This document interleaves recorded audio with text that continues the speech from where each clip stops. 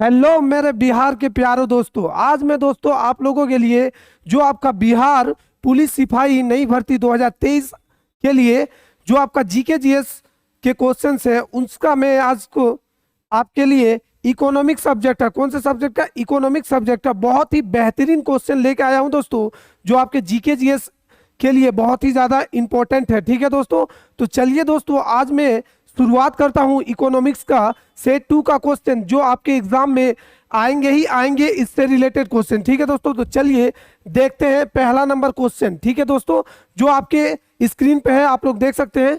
पहला number question क्या पूछ रहा है दोस्तों कि प्रति व्यक्ति आय बराबर क्या होता है। देखिए प्रति व्यक्ति आय बराबर क्या होता है दोस्तों, तो प्रति व्यक्ति आय बराबर होता है देश का कुल आय बटे कुल जनसंख्या। ठीक है, देखिए देश का कुल आय बटे कुल जनसंख्या। ठीक है, देखिए राष्ट्रीय आय बटे कुल जनसंख्या, अगर हम लोग कुल आय से कुल जनसंख्या को भाग देंगे तो हमारा निकल के आएगा क्या, प्रति व्यक्ति आय। ठीक है दोस्तों, तो चलिए इससे जुड़े और भी फैक्ट हम लोग देख लेते हैं। देखिए देखिए प्रति व्यक्ति आय बराबर क्या है, मैंने बताया कि राष्ट्रीय आय बटे कुल जनसंख्या, यानी कि राष्ट्रीय आय बटे कुल जनसंख्या, उसी को हम लोग क्या बोलेंगे, जो निकलेगा वही मेरा क्या हो जाएगा, प्रति व्यक्ति आय। ठीक है, साथ में निवल राष्ट्रीय उत्पाद, ठीक है, कारक लागत पर अगर हम लोग निकालते हैं तो कुल जनसंख्या। ठीक है, अगर हम लोग दो तरह से निकाल सकते हैं, इससे भी निकाल सकते हैं। ठीक है, लेकिन आपका राइट आंसर क्या होने वाला है दोस्तों, ऑप्शन नंबर डी। ठीक है, राष्ट्रीय आय बटे कुल जनसंख्या। ठीक है, तो चलिए देखते हैं नेक्स्ट क्वेश्चन। देखिए अगला क्वेश्चन क्या पूछा गया है दोस्तों कि आर्थिक वृद्धि किससे संबंधित है। आर्थिक वृद्धि जो है वो आपका किससे संबंधित है, कृषि क्षेत्र की निरंतर वृद्धि से, धन संपत्ति के संकेंद्रण के रोकथाम से, या कम से कम 2 वर्ष तक राष्ट्रीय आय की निरंतर वृद्धि से, या फिर किसी अर्थव्यवस्था में कुछ अवधि तक प्रति व्यक्ति वास्तविक आय की निरंतर वृद्धि से। ठीक है दोस्तों, तो इसमें जो आपका राइट आंसर होगा आर्थिक वृद्धि बोला गया, तो आर्थिक वृद्धि के लिए क्या चाहिए हमें, कृषि क्षेत्र की निरंतर वृद्धि चाहिए। ठीक है दोस्तों, इसके साथ ही जैसे हम लोगों को पता है कि जो हमारा इकोनॉमिक सेक्टर 1 यानी कि कृषि क्षेत्र में अगर वृद्धि होता है तो उससे हमारा सेकंड यानी कि जो इकोनॉमिक सेक्टर 2 है उसमें भी उससे कच्चा माल यानी रॉ मटेरियल जाता है, जिससे उसमें भी वृद्धि होता है। और साथ ही इन दोनों सेक्टर में वृद्धि होने से हमारा जो सर्विस सेक्टर है यानी कि जो इकोनॉमिक्स का तीसरा सेक्टर है वो भी इन दोनों से रिलेटेड है, जो सबसे ज्यादा विकसित होता है और वृद्धि होता है। ठीक है दोस्तों, तो चलिए ऑप्शन नंबर ए आपका राइट आंसर है। ठीक है, चलिए देखते हैं फैक्ट। देखिए किसी समय अवधि में किसी अर्थव्यवस्था में होने वाली वास्तविक आय की वृद्धि यानी कि आर्थिक वृद्धि है। ठीक है, मैंने बताया कि किसी क्षेत्र से वृद्धि से वास्तविक आय में वृद्धि होगी। ठीक है, साथ ही आर्थिक वृद्धि अर्थव्यवस्था में परिमाणात्मक परिवर्तन से संबंधित होती है, यानी कि जो आपका आर्थिक वृद्धि है वो आपका किससे, परिमाणात्मक परिवर्तन से भी संबंधित है। ठीक है दोस्तों, ये पॉइंट बहुत ही इंपॉर्टेंट है दोस्तों। ठीक है, इससे रिलेटेड भी प्रश्न पूछा जा सकता है। ठीक है, और जिससे राष्ट्रीय उत्पाद के आकार में परिवर्तन होता है, क्या होता है कि राष्ट्रीय उत्पाद के जो आकार होता है उसमें भी क्या होता है, परिवर्तन हो जाता है। ठीक है, तो चलिए देखते हैं अगला प्रश्न। देखिए अगला प्रश्न में क्या पूछा गया है कि सामूहिक खपत से तात्पर्य, यानी सामूहिक खपत का मतलब क्या है, बहुत सारे लोग एक साथ मिलकर किसी चीज को खपत करते हैं तो उसी को हम लोग क्या बोलेंगे, सामूहिक खपत। तो इसका मतलब क्या है, घरेलू खपत, व्यक्तिगत खपत, या स्व खपत, या देश के नागरिक द्वारा की गई खपत। तो सामूहिक खपत का अर्थ है घरेलू खपत। ठीक है, घरेलू यानी कि घर के अंदर में परिवार होता है और परिवार लोगों के बीच में, जैसे 10 परिवार हो गया, 20 हो गया, 15 हो गया, तो उन सारे परिवारों के द्वारा अगर कुछ भी, जैसे खपत किसका, जैसे जल का, जैसे जल पी रहे, बहुत ज्यादा पानी तो लग रहा है ना गर्मी के दिनों में, तो ये क्या हो रहा है, खपत हो रहा है। तो इसका राइट आंसर क्या होगा, घरेलू खपत। ठीक है, तो चलिए देखते हैं इससे जुड़े और भी फैक्ट। देखिए देखिए सामूहिक खपत से तात्पर्य ऐसी खपत से है जो बड़े पैमाने पर उत्पादित एवं उपभोग की जाती है। देखिए बड़े पैमाने पर उत्पादित और उपभोग की जाती है। ठीक है, अर्थात ऐसी वस्तुएं जिनका उत्पादन एवं उपभोग बड़े पैमाने पर एक साथ हो, बड़े पैमाने पर एक साथ हो, साथ ही सामूहिक खपत कहलाती है, जैसे स्कूल, ठीक है, पुस्तकालय, सड़क, पुल, स्वास्थ्य सेवाएं, सार्वजनिक यातायात आदि। ठीक है, तो ये रहा आपके आंसर। चलिए आप देखते हैं हम लोग नेक्स्ट प्रश्न। देखिए अगला प्रश्न क्या पूछा गया है कि राष्ट्रीय आय किससे निर्मित होती है। बताइए राष्ट्रीय आय किससे निर्मित होती है, तो राष्ट्रीय आय को निर्मित किससे किया जाएगा, किसी उत्पादक गतिविधि द्वारा। किसके द्वारा, किसी उत्पादक गतिविधि द्वारा हम लोग राष्ट्रीय आय की क्या करेंगे, निर्मित होती है और इसकी गणना भी करते हैं। ठीक है, तो चलिए देखते हैं इससे जुड़े और फैक्ट। देखिए, चलिए नेक्स्ट क्वेश्चन, ठीक है। तो अगला क्वेश्चन क्या है,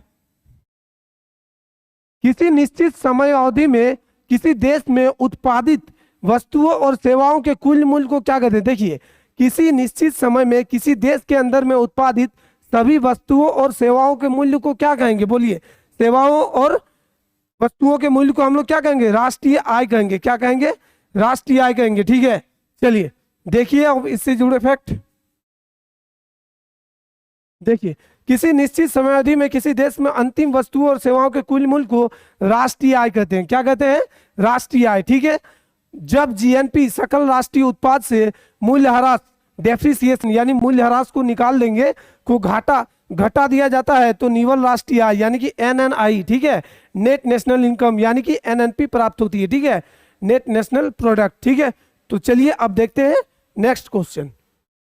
देखिए अगला क्वेश्चन क्या है दोस्तों, कि सकल राष्ट्रीय उत्पाद माइनस मूल्यह्रास छूट बराबर क्या होगा। सकल राष्ट्रीय उत्पाद में अगर मूल्यह्रास को घटा दें तो हमें क्या होगा, निवल राष्ट्रीय उत्पाद प्राप्त होगा। क्या होगा, निवल राष्ट्रीय उत्पाद हमें प्राप्त होगा, ठीक है। तो चलिए देखते हैं इससे जुड़े और भी फैक्ट। देखिए इसमें क्या है कि किसी निश्चित समय अवधि में किसी देश में अंतिम वस्तुओं और सेवाओं के कुल मूल्य को राष्ट्रीय आय कहते हैं। मैंने बताया कि किसी निश्चित वर्ष में किसी देश के अंदर उत्पादित सभी वस्तुओं और सेवाओं के मूल्य को राष्ट्रीय आय कहते हैं, ठीक है। जब जीएनपी सकल राष्ट्रीय उत्पाद से मूल्यह्रास यानी डेप्रिसिएशन को घटा दिया जाता है तो क्या निकल जाता है, निवल राष्ट्रीय आय। एनएनआई में एनएनआई से डेप्रिसिएशन को हटा देंगे तो क्या निकलेगा, एनएनपी, ठीक है, नेट नेशनल प्रोडक्ट, ठीक है। तो चलिए देखते हैं अगला प्रश्न।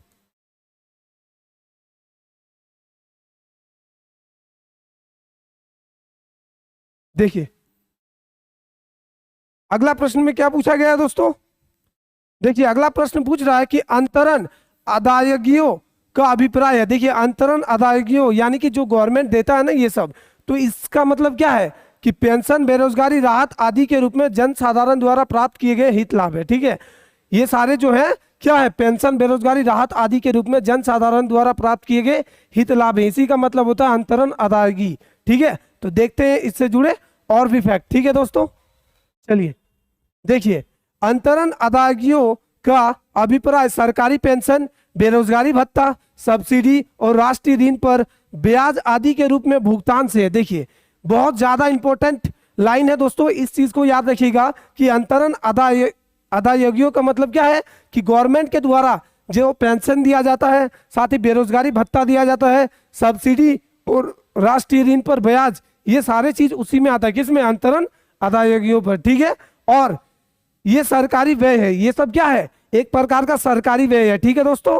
और परंतु राष्ट्रीय आय में शामिल नहीं होते। देखिए ये सारे जितने भी अंतरण अदायगी है ये राष्ट्रीय आय में शामिल नहीं होती। ये बहुत बड़ा फैक्ट है दोस्तों, इस चीज को नोट डाउन कर ही लेना है, ठीक है, क्योंकि इससे रिलेटेड क्वेश्चन आपका आएगा ही आएगा, ठीक है। होते हैं क्योंकि ये चालू वर्ष के दौरान उत्पादन प्रक्रिया में बिना कुछ जोड़े भुगतान किए जाते हैं। देखिए चालू वर्ष के समय में ये बिना कुछ ऐड किए क्या होता है, भुगतान किया जाता है, किसके द्वारा, गवर्नमेंट के द्वारा, ठीक है। तो इसलिए ये जो है ना राष्ट्रीय आय में इंक्लूड नहीं होते, ठीक है दोस्तों। इस चीज को आपको एकदम दिलो दिमाग में बैठा लेना है, ठीक है। चलिए देखिए अगला प्रश्न। देखिए अगला प्रश्न क्या पूछा गया है कि किसी परिवार द्वारा अपने निजी उपयोग के लिए मक्खन घी तैयार करना किसका भाग है। देखिए आप लोग करते हैं ना, अगर मान ली आप लोग परिवार में करते हैं ना, मधुमक्खी पालन भी करते हैं, ठीक है, मक्खन घी, अगर आपके घर में भैंस है, गाय है, तो आप लोग मक्खन घी वगैरह करते होंगे, ठीक है। तो चलिए देखिए ये आपका किस में आता है बताइए, मक्खन घी तैयार करना ये किसका भाग है बताइए। ये आपका निजी लेखा निर्माण है। क्या है, निजी लेखा निर्माण है, ठीक है। चलिए अब देखते हैं इससे जुड़े और भी फैक्ट। देखिए दोस्तों, किसी परिवार द्वारा अपने निजी उपयोग के लिए मक्खन घी तैयार करना निजी लेखा निर्माण का एक भाग है। मक्खन घी तैयार करना क्या है, निजी लेखा निर्माण का एक भाग है, ठीक है दोस्तों। तो चलिए अब देखते हैं अगला प्रश्न।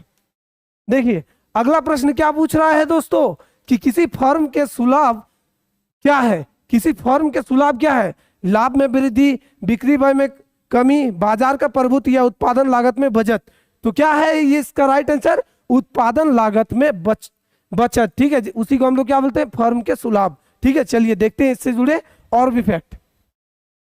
देखिए क्या है, कि किसी फर्म के सुलभ फर्म के उत्पादन लागत में बचत होती है। देखिए किसी फर्म के सुलभ का मतलब क्या है कि उत्पादन लागत में बचत होती है, ठीक है, साथ ही जो उसे संपूर्ण उद्योग के विस्तार के परिणाम स्वरूप प्राप्त होती है। देखिए उद्योग के विस्तार के परिणाम स्वरूप ये क्या होता है, प्राप्त होता है। ये किसी व्यक्तिगत फर्म की उत्पादन मात्रा के स्तर पर निर्भर नहीं होती, ये किसी व्यक्तिगत फर्म के उत्पादन मात्रा के स्तर पर निर्भर नहीं होती है। और मार्शल ने इसे बाह्य बचतें भी कहते हैं। देखिए यहां से भी क्वेश्चन बन सकता है कि मार्शल ने किसे बाह्य बचत कहा था, तो फर्म सुलभ को, ठीक है। चलिए आप देखते हैं अगला प्रश्न। देखिए अगला प्रश्न क्या पूछा गया दोस्तों कि भारत सरकार को अधिकतम कर आय की प्राप्ति निम्नलिखित में से किससे होती है। देखिए इंडियन गवर्नमेंट को सबसे ज्यादा इनकम निम्नलिखित टैक्सों में से किससे होती है, बताइए। आयकर से, सीमा शुल्क से, संपत्ति कर से या निगम कर से। तो इसका जो राइट आंसर होगा वो आपका निगम कर। इंडियन गवर्नमेंट को सबसे ज्यादा आय यानी इनकम सबसे ज्यादा प्राप्त किससे होती है, निगम कर से होती है, ठीक है। चलिए देखते हैं इससे जुड़े और भी फैक्ट। देखिए इसमें क्या है कि प्रश्न काल में भारत सरकार को सर्वाधिक आय की प्राप्ति निगम कर से कितना है, निगम कर से 19% है। कितना परसेंट है, 19%, 19% प्राप्त होती थी, ठीक है। और साथ ही अंतरिम बजट 2019 से 20 के अनुसार भारत सरकार को अधिकतम कर आय की प्राप्ति वस्तु एवं सेवा कर जीएसटी तथा निगम कर दोनों से 21% तथा आयकर से होती है, ठीक है दोस्तों। तो देखिए दोस्तों ये जितने भी टैक्सेस है ना, इन सारे टैक्सेस को मैंने सेट 1 में इकोनॉमिक्स का बता दिया है कि कौन सा टैक्स आपका जो है प्रत्यक्ष है और कौन सा अप्रत्यक्ष है, ठीक है दोस्तों। तो अगर आप ये वाला सेट 2 देख रहे हैं तो आपको सबसे पहले सेट 1 देख लेना चाहिए, ठीक है। तो चलिए अब देखते हैं अगला प्रश्न। देखिए किस प्रकार की बाजार व्यवस्था में बाजार अथवा उद्योग पर एक ही विक्रेता का वर्चस्व होता है। देखिए किस प्रकार के बाजार व्यवस्था में बाजार अथवा उद्योग पर एक ही विक्रेता का वर्चस्व होता है, बताइए। एक ही विक्रेता का, ठीक है। तो किस प्रकार का होता है, अल्पाधिकार, एकाधिकार, द्विआधिकार या एकाधिकार प्रतियोगिता, बताइए। तो इसका राइट आंसर क्या होगा आपका, बताइए। किस प्रकार की बाजार व्यवस्था में बाजार अथवा उद्योग पर एक ही विक्रेता का वर्चस्व होता है, तो वो होगा एकाधिकार पर, ठीक है। चलिए देखते हैं फैक्ट। एकाधिकार जिसको हम लोग क्या बोलेंगे, मोनोपोली, क्या बोलेंगे, मोनोपोली, ठीक है। मोनोपोली भी कहते हैं। मोनो का अर्थ होता है एक, मोनो का अर्थ क्या होता है, एक, ठीक है। उसके बाद पोली का अर्थ होता है विक्रेता, ठीक है, एक विक्रेता, ठीक है। तो उसी को हम लोग क्या बोलेंगे, एकाधिकार बोलेंगे। और एक ऐसा बाजार ढांचा है जिसमें एकाकी फर्म ही सभी उत्पादों का उत्पादन कर रही है। देखिए एक ही फर्म जब सभी उत्पादों का उत्पादन कर रही है तो उसको हम लोग क्या बोलेंगे, मोनोपोली, एकाधिकार ही बोलेंगे, ठीक है। उदाहरण तो सरकार द्वारा रेलवे की सेवा प्रदान करने का एकाधिकार। देखिए गवर्नमेंट, अगर सिर्फ गवर्नमेंट ही रेलवे का हर चीज अगर अपना नियंत्रण में ले रही तो वो क्या हो गया, एक तरह से एकाधिकार हो गया, ठीक है दोस्तों। तो चलिए देखते हैं अगला प्रश्न। देखिए अगला प्रश्न क्या पूछा गया है कि एकाधिकार शब्द किससे संबंध है, बताइए। एकाधिकार शब्द किससे संबंध है, सबसे आसान प्रश्न है इस सेट का, सबसे आसान प्रश्न किससे संबंधित होगा, पूंजीवाद से। किससे होगा, पूंजीवाद से होगा, ठीक है दोस्तों। तो चलिए देखते हैं इससे जुड़े और भी फैक्ट। देखिए एकाधिकार उस स्थिति को कहते हैं जब उद्योग में एक ही फर्म होती है और एकाधिकार फर्म तथा उद्योग में कोई अंतर नहीं होता है, ठीक है। यानी कि एकाधिकार फर्म और उद्योग में कोई अंतर नहीं होता है, ठीक है। फलस्वरूप फर्म का मांग वक्र ही उद्योग का मांग वक्र होता है, ठीक है। यानी कि वक्र ही उद्योग का मांग वक्र भी होता है, ठीक है। और एकाधिकार की स्थिति विशेष तौर से पूंजीवाद की विशेषता है। एकाधिकार का स्थिति क्या है, विशेष तौर से पूंजीवाद की विशेषता है। मैंने बताया कि इसका एकाधिकार का मतलब क्या है, पूंजीवाद का सोच है, ठीक है। यह मिश्रित अर्थव्यवस्था में भी पाई जा सकती है। देखिए मिश्रित अर्थव्यवस्था में भी पाई जा सकती है, ठीक है। और सामान्यतः इसे पूंजीवादी अर्थव्यवस्था के संदर्भ में ही देखा जाता है। इसको हम लोग क्या बोलते हैं, सामान्यतः पूंजीवादी अर्थव्यवस्था, ठीक है दोस्तों। तो आई होप समझ पाए होंगे एकाधिकार और पूंजीवाद को। चलिए अब देखते हैं अगला प्रश्न। देखिए दोस्तों अगला प्रश्न क्या पूछ रहा है कि किसी कंपनी की प्रतिस्पर्धात्मक स्थिति में क्या सुधार होगा, बताइए। कोई कंपनी है उसका प्रतिस्पर्धात्मक स्थिति में क्या सुधार होगा, बताइए। ग्राहकों की आवश्यकताओं को समझना और पूरा करना, ठीक है। अगर मान लीजिए आपके पास कंपनी है, आपने कंपनी खोला है तो आप सबसे पहले क्या देखोगे कि ग्राहकों की जो उसकी आवश्यकता है और उसका जो आवश्यकता को समझना और पूरा करना। देखिए आपके पास कंपनी है तो आप वही सारे प्रोडक्ट लॉन्च करोगे ना जिस चीजों की मार्केट में क्या है, डिमांड है। ठीक है, तो चलिए अब इससे जुड़े फैक्ट भी देख लेते हैं। देखिए किसी कंपनी की प्रतिस्पर्धात्मक स्थिति में ग्राहकों की आवश्यकताओं को समझकर पूरा करते हुए कंपनी की स्थिति में सुधार किया जा सकता है। ठीक है दोस्तों, तो चलिए देखते हैं अगला प्रश्न। देखिए अगला प्रश्न क्या पूछ रहा है कि कहा जाता है कि अच्छा बैंकर वो है जो बंधक और क्या विनिमय पत्र के बीच अंतर जानता है। देखिए कहा जाता है कि अच्छा बैंकर वो है जो बंधक और विनिमय पत्र का क्या जानता है, अंतर जानता है। ठीक है, चलिए देखते हैं इससे जुड़े फैक्ट। देखिए कहा जाता है कि अच्छा बैंकर वो है जो बंधक और विनिमय पत्र के बीच अंतर जानता है। विनिमय पत्र अथवा विनिमय हुंडी केवल मुद्रा के रूप में लिखी जाती है। ठीक है, केवल मुद्रा के रूप में लिखी जाती है, अर्थात इसका भुगतान केवल मुद्रा के रूप में होता है। इसका भुगतान किसके रूप में होता है, केवल मुद्रा के रूप में होता है। ठीक है, और किसी वस्तु जैसे कपड़ा, अनाज, सोना, चांदी आदि के रूप में नहीं होता है। ओनली इसमें ये किसके रूप में होगा, मुद्रा के रूप में होगा। ठीक है, और ना ही कोई आभूषण या सोना चांदी गोल्ड के रूप में होगा। ठीक है, तो चलिए देखते हैं अगला प्रश्न। देखिए दोस्तों अगला प्रश्न क्या पूछ रहा है कि किसी अर्थव्यवस्था में पूंजी निर्माण निर्भर करता है। बताइए किसी अर्थव्यवस्था में पूंजी निर्माण किस पर निर्भर करेगा, कुल आय पर, कुल मांग पर, कुल बचत पर या कुल उत्पादन पर? किस पर निर्भर करेगा, कुल बचत पर। किस पर, कुल बचत पर निर्भर करता है। ठीक है, तो चलिए देखते हैं इससे जुड़े और भी फैक्ट। देखिए फैक्ट में क्या बताया गया है।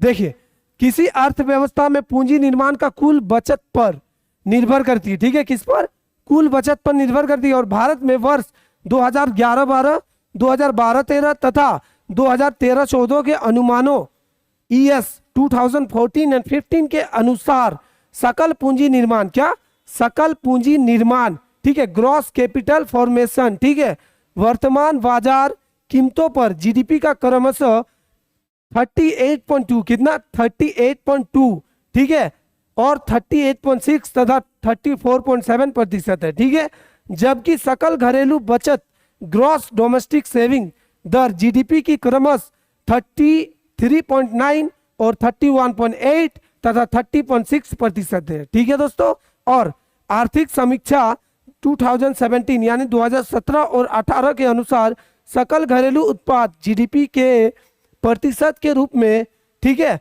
सकल पूंजी निर्माण वर्ष 2015-16 में 33.3, कितना, 33.3%, जबकि सकल बचत 32.3% है। ठीक है दोस्तों, तो चलिए अब देखते हैं अगला प्रश्न। देखिए अगला प्रश्न क्या पूछा है कि भारत में पूंजी प्रधान उद्योग का सर्वोत्तम उदाहरण कौन सा है। भारत में पूंजी प्रधान उद्योग का सर्वोत्तम उदाहरण कौन सा है, इस्पात उद्योग। कौन सा है, इस्पात उद्योग ही है जो पूंजी प्रधान उद्योग का सर्वोत्तम उदाहरण है। ठीक है, चलिए देखते हैं फैक्ट। देखिए फैक्ट क्या कह रहा है कि भारत में पूंजी प्रधान उद्योग का सर्वोत्तम उदाहरण इस्पात उद्योग यानी कि स्टील इंडस्ट्री है। पूंजी प्रधान उद्योग वे उद्योग होते हैं जिनमें पूंजीगत परिसंपत्तियों में उच्च निवेश की जरूरत होती है। जिसमें पूंजीगत परिसंपत्तियों में किसका जरूरत होता है, उच्च निवेश यानी हाई इन्वेस्टमेंट की जरूरत होती है। ठीक है दोस्तों, तो चलिए देखते हैं अगला प्रश्न। देखिए अगला प्रश्न क्या पूछा गया है, देखिए एकदम ध्यान से। राष्ट्रीय संदर्भ में निम्नलिखित में से क्या बृहत दृष्टिकोण को दर्शाता है। बताइए राष्ट्रीय संदर्भ में निम्नलिखित में से क्या बृहत यानी बड़े लेवल पर दिखता है। बताइए क्या दर्शाता है कि भारत में मुद्रास्फीति, क्या दर्शाता है, भारत में मुद्रास्फीति। ठीक है दोस्तों, चलिए इससे जुड़े फैक्ट देख लेते हैं हम लोग। देखिए राष्ट्रीय संदर्भ में भारत में मुद्रास्फीति बृहत दृष्टिकोण को दर्शाता है। किसको, बृहत दृष्टिकोण को दर्शाता है मुद्रास्फीति, क्योंकि इसका प्रभाव आंतरिक तथा बाह्य दोनों क्षेत्रों पर पड़ता है। मुद्रास्फीति का प्रभाव आंतरिक तथा बाह्य दोनों क्षेत्रों में पड़ता है दोस्तों। यह आर्थिक, राजनीतिक तथा सामाजिक सभी क्षेत्रों को प्रभावित करता है। देखिए मुद्रास्फीति जो है ना दोस्तों बहुत ज्यादा इंपॉर्टेंट है, और इससे रिलेटेड अगर इकोनॉमिक्स का क्वेश्चन आता है तो इससे रिलेटेड क्वेश्चन आता ही आता है, और ये सारे फैक्ट बहुत ज्यादा इंपॉर्टेंट है, इसको आपको नोट डाउन भी कर लेना चाहिए। ठीक है, चलिए अब देखते हैं अगला प्रश्न। देखिए अगला प्रश्न क्या पूछ रहा है कि वैश्वीकरण का अर्थ है, बताइए वैश्वीकरण का क्या अर्थ होगा। वैश्वीकरण का अर्थ क्या है, घरेलू अर्थव्यवस्था को वैश्विक अर्थव्यवस्था के साथ एकीकृत करना। ठीक है, यानी घरेलू अर्थव्यवस्था को वैश्विक अर्थव्यवस्था के साथ एकीकरण। ठीक है, यानी कि हमारे देश की अर्थव्यवस्था को पूरे अंतर्राष्ट्रीय लेवल की अर्थव्यवस्था से जोड़ना ही क्या कहलाता है, वैश्वीकरण। ठीक है दोस्तों, तो चलिए इससे जुड़े और भी फैक्ट देख लेते हैं। देखिए वैश्वीकरण का तात्पर्य घरेलू अर्थव्यवस्था का वैश्विक अर्थव्यवस्था के साथ एकीकरण है।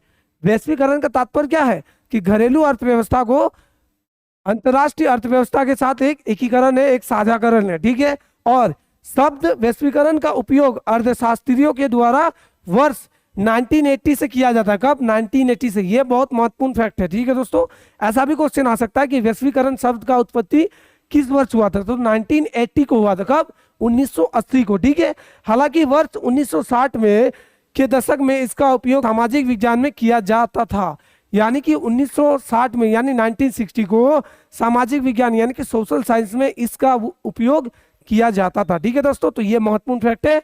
चलिए अब देखते हैं अगला प्रश्न। अगला प्रश्न क्या पूछा गया है कि सरकार द्वारा लगाए गए अवरोधों या प्रतिबंधों को हटाना क्या कहलाता था। देखिए भारत में 19 कब, 1991 में भारत में क्या आया, लिबरलाइजेशन यानी कि उदारीकरण। उदारीकरण का मतलब ये है कि जितने भी सरकार अवरोध लगाए हैं उन सारे अवरोधों को हटा देंगे। ठीक है, उसी को हम लोग क्या बोलेंगे, उदारीकरण। और ये भारत में कब हुआ, 1991 1991 में। ठीक है, और इसी समय में वैश्वीकरण भी हुआ था। क्या हुआ था, वैश्वीकरण, और साथ ही निजीकरण, प्राइवेटाइजेशन और ग्लोबलाइजेशन भी हुआ था। ठीक है दोस्तों, तो चलिए देखते हैं इससे जुड़े और भी महत्वपूर्ण और इंपॉर्टेंट फैक्ट को। ठीक है, चलिए देखिए फैक्ट क्या बता रहा है कि सरकार द्वारा लगाए गए अवरोधों या प्रतिबंधों को हटाना उदारीकरण की प्रक्रिया का हिस्सा है।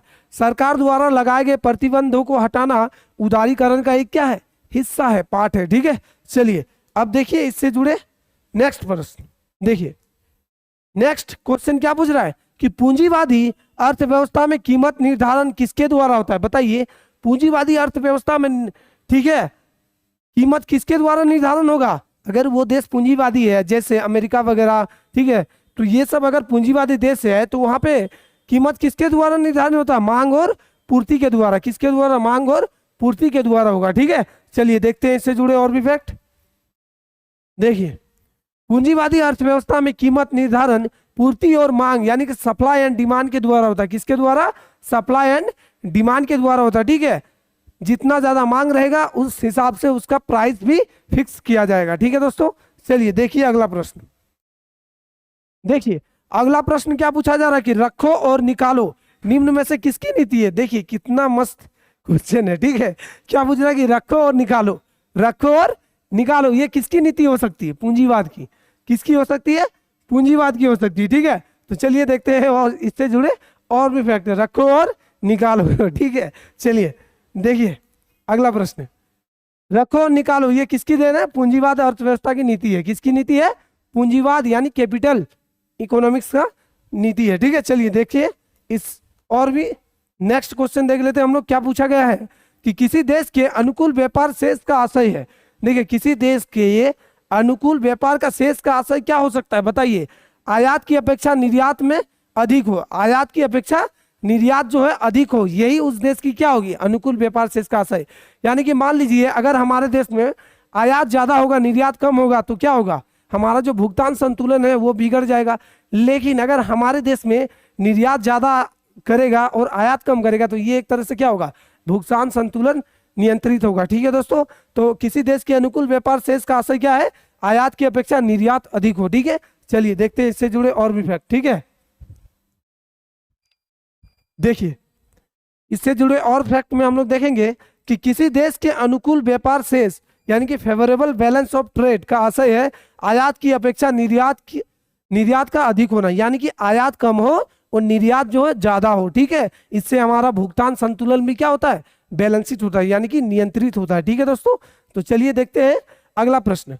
अगला प्रश्न क्या पूछा गया है कि किसी देश का आर्थिक विकास किस पर निर्भर होता है, बताइए। तो ये तो आपके लिए हलवा क्वेश्चन है। किसी देश का आर्थिक विकास किस पर निर्भर होता है, बताइए। प्राकृतिक संसाधन, पूंजी निर्माण, बाजार का आकार, तो तीनों ही चीज पे ना निर्भर होगा आर्थिक विकास, ठीक है। तो क्या आंसर होगा, उपयुक्त में से सभी, ठीक है। चलिए अब देखते हैं इससे जुड़े और भी फैक्ट, ठीक है। देखिए क्या कह रहा है कि किसी देश के आर्थिक विकास के लिए प्राकृतिक संसाधन, पूंजी निर्माण और साथ ही बाजार का आकार, ये सारे ही चीज क्या है, महत्वपूर्ण कारक है, ठीक है। चलिए अब देखिए अगला प्रश्न। अगला प्रश्न क्या पूछा गया है दोस्तों कि भारत और संयुक्त राज्य अमेरिका ने निम्नलिखित में से किससे संबंधित करार को अंतिम रूप देने का निर्णय लिया है, ठीक है। तो व्यापार और निवेश, बौद्धिक संपदा, पारंपरिक ज्ञान, तो भारत और अमेरिका ने, ठीक है, ये जो तीनों ही सेक्टर है, इन तीनों से संबंधित अंतिम रूप देने का निर्णय लिया। तो राइट आंसर क्या होगा, उपयुक्त में से सभी, ठीक है। चलिए देखिए इससे जुड़े फैक्ट। देखिए प्रश्नकाल में भारत तथा संयुक्त राज्य अमेरिका ने व्यापार और निवेश से संबंधित करार को अंतिम रूप देने का निर्णय लिया था, ठीक है। जबकि प्रारंभ में भारत तथा अमेरिका के बीच बौद्धिक संपदा था और पारंपरिक ज्ञान को लेकर गतिरोध बना हुआ था, ठीक है। तो आपका राइट आंसर क्या होगा, इनमें से सभी, ठीक है। चलिए अब देखिए अगला प्रश्न। अगला प्रश्न में क्या पूछा गया है दोस्तों कि किसी सामान्य वस्तु की मांग में गिरावट उपभोक्ता की आय में क्या होगा, बताइए। अगर मान लीजिए आपके पॉकेट में पैसा नहीं रहेगा तो आप वस्तु की मांग करेंगे क्या, बिल्कुल नहीं करेंगे। इसका मतलब क्या हो गया, किसी सामान्य वस्तु की मांग में गिरावट। अगर वस्तु की मांग में गिरावट आ रही है, इसका मतलब क्या है कि पॉकेट में पैसा ही नहीं है। पैसा होगा तब ना वस्तु की मांग होगा। तो इसमें क्या होगा, किसी सामान्य वस्तु की मांग में गिरावट है, उपभोक्ता की आय में भी क्या हो जाएगा, गिरावट है। अगर उपभोक्ता के पास पैसा होगा तो वो मांग ज्यादा करेगा ना। तो अगर मांग ही नहीं कर रहा है, इसका मतलब क्या है, उसके पास पैसा ही नहीं है, तो उसका जो आय है वो क्या है, गिरावट हो चुका है, ठीक है। चलिए देखिए इससे जुड़े और भी फैक्ट। देखिए किसी सामान्य वस्तु की मांग में वृद्धि या कमी उपभोक्ता की आय में वृद्धि या कमी पर निर्भर करता है। मैंने बताया कि अगर उपभोक्ता के पास पैसा रहेगा तो वो मांग ज्यादा करेगा, और अगर उसके पास पैसा नहीं रहेगा तो वो मांग भी नहीं करेगा, चुपचाप हो जाएगा बेचारा, बिना ऐसी का ही रहेगा, ठीक है। चलिए देखिए उपभोक्ता की आय में वृद्धि होने पर सामान्य वस्तु की मांग में वृद्धि होगी, देखिए मैंने बताया। साथ ही जबकि आय में कमी होने पर मांग में भी कमी हो जाता है, ठीक है। चलिए घटिया वस्तुओं के संदर्भ में उपभोक्ता की आय में वृद्धि होने पर घटिया वस्तुओं की मांग में भी कमी होगी। देखिए इससे रिलेटेड प्रश्न मैंने आपको सेट 1 में करा दिया है, ठीक है दोस्तों। तो अगर आप लोग सेट 2 को देख रहे हो तो सबसे पहले आप जाइए हमारे चैनल ईडू फाइवर पे और सेट 1 को जरूर देखिए इकोनॉमिक्स का, ठीक है दोस्तों। चलिए देखिए अगला प्रश्न। अगला प्रश्न क्या है कि किसी सामान्य वस्तु की मांग में वृद्धि उपभोक्ता की आय में के साथ होती है। देखिए उसी से रिलेटेड क्वेश्चन है कि अगर किसी उपभोक्ता के द्वारा वस्तु की मांग में वृद्धि है, इसका मतलब क्या है, उसके पास इनकम में भी क्या है, वृद्धि हुआ है, तभी वो वस्तु की मांग कर रहा है, ठीक है दोस्तों। तो चलिए फैक्ट देख लेते हैं। देखिए सामान्य वस्तु वो वस्तु है जिस पर मांग का नियम लागू होता है, अर्थात कीमत बढ़ने पर मांग कम होती है। मैंने बताया था कीमत बढ़ने पर मांग कम होती है और कीमत कम होने पर मांग बढ़ती है। इसके विपरीत गिफिन वस्तु वो घटिया वस्तु है जिस पर मांग का नियम लागू नहीं होता है। मैंने बताया था मांग का नियम जो है घटिया वस्तु पर लागू नहीं होता है, ठीक है, ये चीज याद रखिएगा। उस सामान्य वस्तु का आय प्रभाव धनात्मक होता है। सामान्य वस्तु का आय में प्रभाव क्या होता है, धनात्मक होता है, ठीक है। और अर्थात आय बढ़ने पर वस्तु की मांग भी बढ़ती है। मैंने बताया था अगर वस्तु का डिमांड बढ़ रहा है मतलब लोगों का आय भी बढ़ रहा है, ठीक है। चलिए देखिए अगला प्रश्न। अगला प्रश्न क्या पूछ रहा है दोस्तों कि बड़ी फर्मों की कम संख्या वाले बाजार को क्या कहते हैं। बड़ी संख्या यानी बड़ी फर्मों की कम संख्या वाले बाजार को क्या कहते हैं, द्विअधिकार, प्रतिस्पर्धा, अल्पाधिकार या एकाधिकार। तो इसको क्या बोलेंगे, अल्पाधिकार। क्या बोलेंगे, अल्पाधिकार, ठीक है। देखिए इससे जुड़े फैक्ट। देखिए बड़ी फर्मों की कम संख्या वाले बाजार को अल्पाधिकार यानी कि ओलिगोपोली क्या बोला जाता है, ओलिगोपोली कहते हैं, ठीक है। द्विअधिकार यानी ड्यूपोली अल्पाधिकार की विशेष स्थिति है जिसमें 2 फर्में शामिल होती। कितने, दो फॉर्में शामिल होती है, जैसे एकाधिकार और प्रतियोगिता, यानी कि मोनोपोलिस्टिक और कंपटीशन। ठीक है दोस्तों। और बाजार का प्रतिस्पर्धा बाजार भी कहते हैं। देखिए, बाजार का प्रतिस्पर्धा बाजार भी कहते हैं, जहां बड़ी संख्या में फॉर्म क्या होती है, मौजूद होती है। ठीक है दोस्तों। तो चलिए देखते हैं अगला प्रश्न। देखिए अगला प्रश्न में क्या पूछा गया है कि किस बाजार स्थिति में फर्मों की अधिक्षमता होती है। देखिए, किस बाजार स्थिति में फर्मों की अधिक्षमता होती है, पूर्ण प्रतिस्पर्धा में, एकाधिकार प्रतिस्पर्धा में, द्विअधिकार में और अल्पाधिकार में। तो इसका राइट आंसर क्या होगा, एकाधिकार प्रतिस्पर्धा में। ठीक है दोस्तों। तो चलिए इससे जुड़े और भी फैक्ट हम लोग देखेंगे। देखिए, एकाधिकार एवं एकाधिकार प्रतिस्पर्धा बाजार, ठीक है, स्थिति में फर्मों में अधिक्षमता यानी कि एक्सेस कैपेसिटी पाई जाती है। क्या पाई जाती है, एक्सेस कैपेसिटी इसी में पाई जाती है। और ये फर्में जो है अपने स्थापित उत्पादन क्षमता का पूर्ण दोहन ना करके उससे कम पर उत्पादन करती है। उससे कम करेगा लेकिन उत्पादन करती है। ठीक है, जिससे फर्म में अधिकाई क्षमता रह जाती है। ठीक है, और ताकि वे उपभोक्ताओं से वस्तु की लागत से अधिक कीमत वसूल सके। ठीक है, यानी कि उपभोक्ताओं से जो वस्तु की लागत है उससे अधिक कीमत वसूल किया जा सकता है। ठीक है दोस्तों। तो आई होप समझ में आ गया आपको। चलिए देखिए अगला प्रश्न। अगला प्रश्न क्या है कि पूर्ण प्रतिस्पर्धा बाजार के अंतर्गत फर्में होती है। ठीक है, पूर्ण प्रतिस्पर्धा बाजार के अंतर्गत फर्में होती है कीमत बनाने वाली, कीमत देने वाली, या कीमत लेने वाली, या कीमत स्थिर करने वाली। तो इसका राइट आंसर क्या होगा, कीमत लेने वाली होगी। ठीक है, चलिए देखते हैं इससे जुड़े और फैक्ट। देखिए, पूर्ण प्रतिस्पर्धा बाजार के अंतर्गत फर्में प्रायः कीमत लेने वाली होती है। क्या होती है, कीमत को लेने वाली होती है। ठीक है दोस्तों। तो चलिए देखते हैं अगला प्रश्न और इस सेट का अंतिम प्रश्न, जो बहुत ही मजेदार प्रश्न है। देखिए दोस्तों, क्या पूछा गया है कि बाजार में संतुलन कीमत का निर्धारण किससे किया जाता है। देखिए, बाजार में संतुलन कीमत का निर्धारण किससे किया जाता है, सीमांत लागत और सीमांत राजस्व के बीच समानता, सीमांत लागत और औसत लागत के बीच समानता, समग्र लागत और समग्र राजस्व के बीच समानता, और औसत लागत और औसत राजस्व के बीच समानता। ठीक है दोस्तों। चलिए इससे जुड़े फैक्ट देखेंगे। देखिए, बाजार में संतुलन कीमत का निर्धारण बाजार में प्रचलित मांग व पूर्ति की शक्तियों के द्वारा होता है। ठीक है, किंतु फर्म या उद्योग के संतुलन का निर्धारण सीमांत लागत और सीमांत राजस्व के बीच के समानता के आधार पर होता है। ठीक है, यानी कि किसके द्वारा, सीमांत लागत और सीमांत राजस्व के बीच के समानता के आधार पर होता है। ठीक है दोस्तों। अर्थात फर्म के संतुलन की आवश्यकता दशा है MR = MC, तथा MC वक्र है और MR वक्र को नीचे काटे हैं। ठीक है दोस्तों।